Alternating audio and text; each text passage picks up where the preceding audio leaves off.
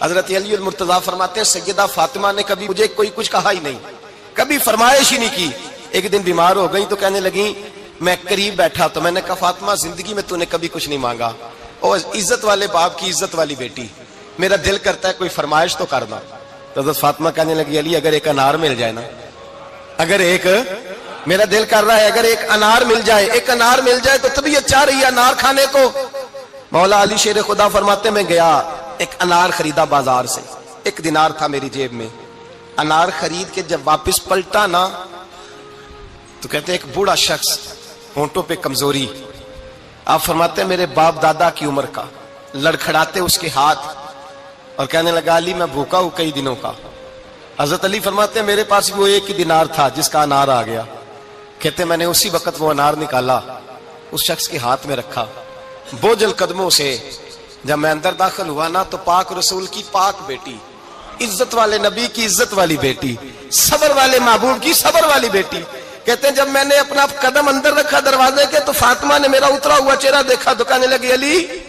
پیسے اللہ کے راستے میں دے آئے ہو، خیرات کر رہے ہو؟ حضرت شیر خدا رضی اللہ تعالیٰ عنہ فرماتے ہیں میں فاطمہ کی طرف دیکھا تو میں حیران ہو گیا، میں نے کہا فاطمہ تجھے؟ کہنے لگی مجھے یقین ہے آپ انار لینے گئے تھے، آپ نے خرید بھی لیا تھا، اور مجھے پتا ہے علی میرے ساتھ بے وفائی ہو ہی نہیں سکتی، یہ کسی سوالی نے مانگ لیا ہوگا، علی آ جا،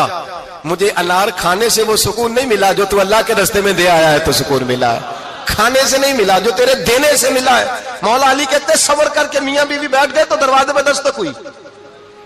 کہتا میں اٹھ کے دروازے پہ گیا تو حضرت سلمان فارسی دروازے پہ کھڑے تھے، انہوں نے نا 9 انار مجھے دیے، کہنے لگے نبی پاک نے بھیجے ہیں،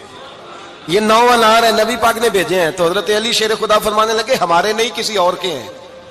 ہمارے نہیں کسی پڑوسی کے ہیں، دائیں بائیں دیکھ رہے، کہنے لگے نہیں تمہارے ہی ہیں، فرمانے لگے نہیں میرے ہوتے تو 10 ہوتے،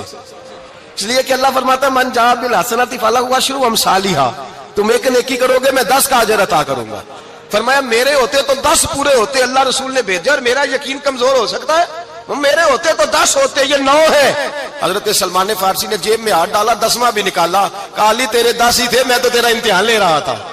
10 ہی تھے تیرے۔ یقین کی دولت زنجیریں کاٹ دیتی، یقین کی دولت انسان کو نواز دیتی۔ جب تو لڑکھڑاتا ہوا آیا ہے، میرے نبی پاک نے فرمایا یوں نہ کہا کر کے یا اللہ چاہے تو دے چاہے تو نہ دے،